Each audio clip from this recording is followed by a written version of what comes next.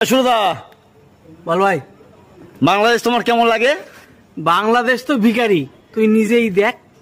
মা গো, বাবা গো, দুটো ভিক্ষে দিন। তো মানে মার্কেট স্ট্রিটের ব্যবসাও একদম বসে পুরো গেছে। ব্যবসা শেষ, পুরো শেষ।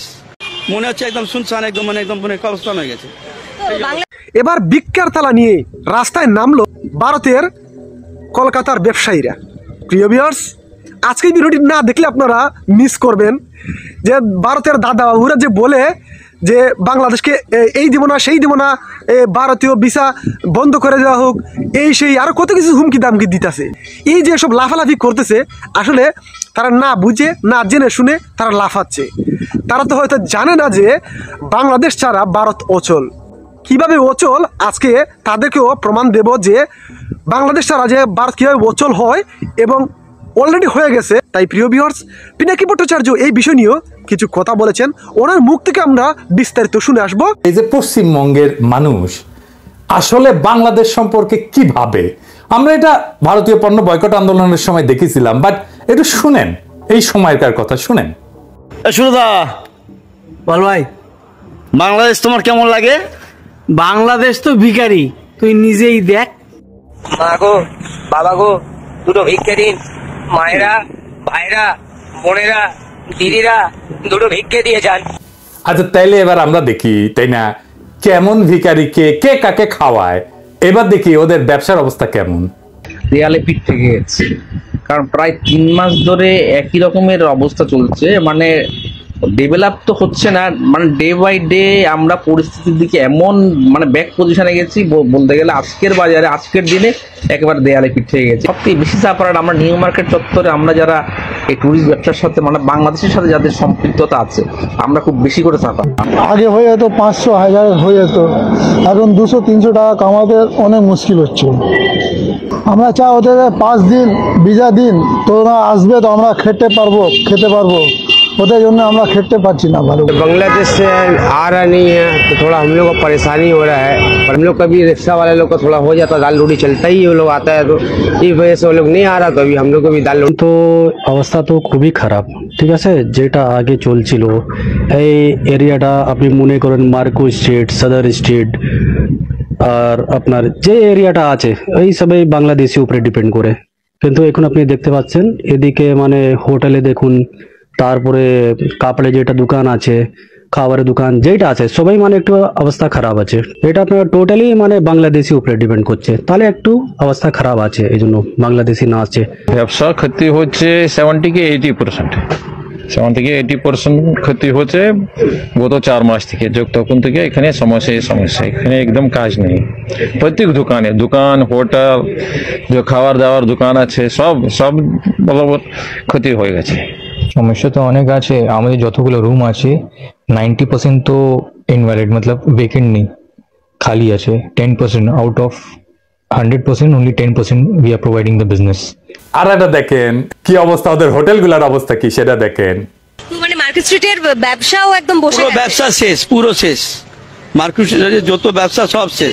হোটেল বলেন, ট্রাভেলস বলেন, এই রোডে চলার রাস্তার জায়গা পাওয়া যায় না। এখন দেখছেন পুরো ফাঁকা, মানে একটা লোক দেখা যাচ্ছে না। এর থেকে আরো বেলা হবে দেখবেন, এখন তো একটা দুটো বাস আছে, কিছু বাস আছে, লোক আছে, তারপরে আরো কিছু দেখা যাবে না। সন্ধ্যাবেলা একবার এসে দেখেন, মনে হচ্ছে একদম শুনশান, একদম কবরস্থান হয়ে গেছে।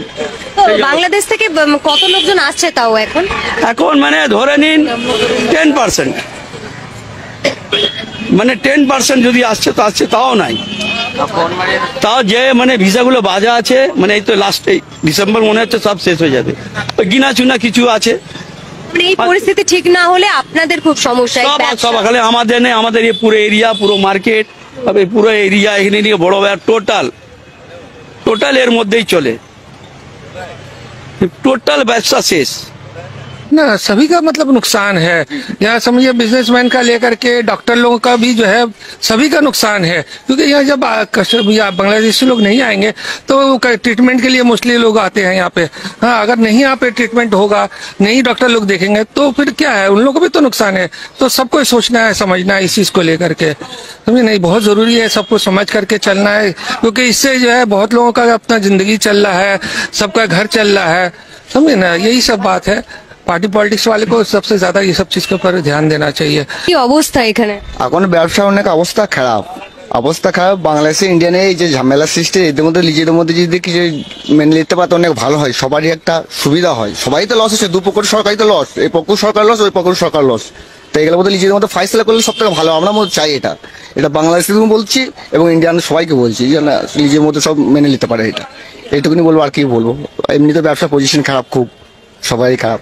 যার ভিসা বাকি আছে তেই আসছে, যার ভিসা নেই ওরা ভিসা পাচ্ছে না। এর জন্য হোটেল এখানে maximum business Bangladeshi, 190% business Bangladeshi জন্য চলছে। আমরা হোটেলগুলো আছে, রেস্টুরেন্ট আছে, ক্যাব আছে। ও না আসলে তো মার্কো স্ট্রিট ফাঁকা। মার্কো স্ট্রিট তো মোস্ট এক্সপেন্সিভ জায়গা। এই যে পুরো এরিয়ার মধ্যে হোটেল আছে, মেন রেস্টুরেন্ট আর হোটেল। তারপরে আমরা ক্যাব ড্রাইভার, ক্যাবের জন্য সমস্যা তো হবেই হবে। এই জন্য ব্যবসা চলছে না। না, ব্যবসা তো অটোমেটিকলি না আসলে কি করে চলবে। জয় বাংলা হয়ে গেছে ওদের ব্যবসা। আমি ভারতীয় পণ্য বয়কট আন্দোলনের টাইমে পশ্চিমবঙ্গবাসীদের সতর্ক করেছিলাম। দেখেন, আমি পড়তেছি পুরাটা না, শেষ অংশ আমি সময় লিখেছিলাম। এটা লিখেছিলাম তখন যখন আমাদের ভারতীয় পণ্য বয়কটের বিরুদ্ধে পশ্চিমবাংলার একাংশ কোমর বাইন্দা নামিছিল। আমি কইছিলাম যে বাংলাদেশের পশ্চিমবঙ্গকে দরকার নাই, পশ্চিমবঙ্গের বাংলাদেশকে দরকার আছে। একমাত্র বাংলাদেশ পারে আপনাদের অর্থনৈতিক দুরবস্থা দূর করতে, ভারতের দরিদ্র রাজ্যের তকমা দূর করতে। নিজের ভালো নাকি পাগলেও বোঝে, তো আপনারা বুঝতেছেন না কেন? আমি তখন কইছিলাম, আমি কয়ে রাখলাম, কারণ ভবিষ্যৎ দেখবে আমরা অন্তত জনগণের সাথে বিবাদে জড়ানোর বিষয়ে সতর্ক ছিলাম। আমি আবারও বলতেছি, আমাদের থামাইতে পারবেন না, কোনোভাবে চেষ্টা করে থামাইতে পারবেন না, দমাইতে পারবেন না, বৃথা চেষ্টা কইরেন না। আর ঘৃণার চাষাবাদ করতে চাইলে স্বাগতম, ওইটাও আমাদের চাইতে ভালো পারবেন না। চয়েস আপনার, বাইছা নেন। একটা সুস্থ স্বাভাবিক নাগরিকের সাথে নাগরিকের সম্পর্ক, নাকি চিরস্থায়ী ঘৃণা আর শত্রুতার সম্পর্ক। আমাদেরকে কি দৃষ্টিতে দেখে আপনি দেখেন, আমরা নাকি ভিখারি? বেটা, তোদের পার ক্যাপিটা আয় কোন জায়গায় জানিস তোরা? যাই হোক, ভারত শোনে নাই আমার সেই সতর্কবার্তা, এখনো এই কাম চালায় যাইতেছে। কিভাবে বাংলাদেশ থেকে যাওয়া মানুষজনকে ফুসলায়, উল্টা পাল্টা বুঝায়, বাংলাদেশের বিরুদ্ধে কথা বলাইতেছে। দেখেন, শুনেন। নড়াইল জেলায় থাকি, আমার নাম কুকুরানি বিশ্বাস। আমাদের পুজো অর্চনা করার কায়দা নেই, উলুধ্বনি দেওয়ার কায়দা নেই, শঙ্খ বাজানোর কায়দা নেই, ঢাক ঢোল বাজানোর সঙ্গে সঙ্গে আসিয়ে প্রতিবাদ বলে যে বন্ধ করো। এরকম কোনো জিনিস ঘটেনি। এবং আমার এই গ্রামে মনে হয় 500 ঘর মুসলমান আছে, আর আমরা মাত্র 30 ঘর আছি। আমরা কোনো সময় কোনো সমস্যার মধ্যে নেই। আমরা কোনো অত্যাচারে খুব আমরা ভালো আছি। হিন্দু মুসলিম আমরা খুব নিজের ভাইয়ের মতো নাই আমরা বসত করতেছি। ভারতে যে বলেছে আমাদের বুড়ামারা গ্রামে এটা মোটে নাই। মা যে কথাটা বলছে আসলে এটা খুবই দুঃখজনক, এবং এটা ইন্ডিয়ার যে মিডিয়া ছিল আমার যা ধারণা ওদের একটা চক্রান্ত, ঠিক আছে, যে কারণে আজকে এই মা আছে শিকার হয়েছেন। আসলে আমি সমস্ত এই দেশবাসীর কাছে এবং জাতির কাছে আমি মার পক্ষ থেকে মার এই কথার আমি ক্ষমা প্রার্থী, ঠিক আছে। আসলে এটা খুবই অন্যায়জনক একটা কথা, এটা কারোরই আসলে মেনে নেওয়ার কথা না। তারপর এটা আমার কাছে খুব খারাপ লাগছে, আমি এর জন্য দেশবাসীর কাছে ক্ষমা প্রার্থী। এগুলো আছে আমি যা বলতেছি এইগুলো তুমি এই জায়গায় বলবা সবাইকে। তারপর না না আমি যেটা না পারি আমি সেটা তো বলতে পারবো না। তারপর কি না তোমার বলতে হবে। তারপরে আমাকে বলতেছে এই বালি এই কাজগুলো করো, করে ব্যাগটা আমার কাছে দেশে দিয়ে বলতেছে যে ব্যাগটা কাকে নাও নিয়ে এরকম হলে দাঁড়াবে, এই ব্যাগটা লুকাও, এই পার্স আছে, এই যে পার্স, এই পার্সটা এই জায়গায় রাখো। আর চারিপাশে পুলিশ টুলিশ রয়েছে, তারপরে সাংবাদিকরা রয়েছে, একদম আমার সামনে মুখের পরে দিয়ে সমস্ত মিছে কথা বানায় আমাকে বলতেছে। এইগুলো তো বলতে হবে। পাশে এইরকম পাশে সবাই এরকম পাশে রয়েছে, এই পাশে রয়েছে, এই পাশে রয়েছে, আর ওই ভয় দেখাচ্ছে আর বলতেছে কি যে এই কথাগুলো বলো, এই কথাগুলো বলো। আমি কাছে কি না আমার যে সমস্ত যা কোনোদিন হয়নি তা আমি বলতে পারবো না, তাই বললে বলতেছে কি না তুমি এই কথাগুলো বলো, মাসিমা তুমি এই কথাগুলো বলো, আমাকে বারবার এইগুলো বলতেছে। প্রিয় ভিউয়ার্স, আপনারা ইতিমধ্যে দেখতে পারলেন এবং বুঝতে পারলেন ভারতের দাদা বাবুরা আসলে কেমন আছেন। তারা এমন ভাব নেয় মনে হয় যে তারা বাংলাদেশে যে এই যে পেঁয়াজ আসে, আলু আসে, মানে যাই আসে না কেন, তারা এমন ভাব নেয় মনে হয় তারা আমাদেরকে এমনিতে দিতেছে। তারা হয়তো এটা জানে না যে আমরা সেটা কিনে নেই বলেই ভারতের ব্যবসায়ীরা দুবেলা দুমুঠো ভাত খেতে পারতেছে, তাদের অবস্থা ভালো যাচ্ছে। সাধারণত দেখেন আমরা 1 মাস মানে ভারতে যাওয়া বন্ধ করে দিয়েছি, দেখেন তাদের অবস্থা কি নাজেহাল হয়েছে। ভাবুন আরও 1 মাস না গেলে কি হবে তাদের অবস্থা।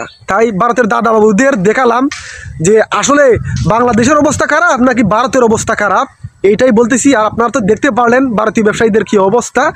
তাই প্রিয় ভিউয়ার্স, আপনারা পিনাকি ভট্টাচার্যের মুখ থেকে আপনারা শুনতে পারলেন।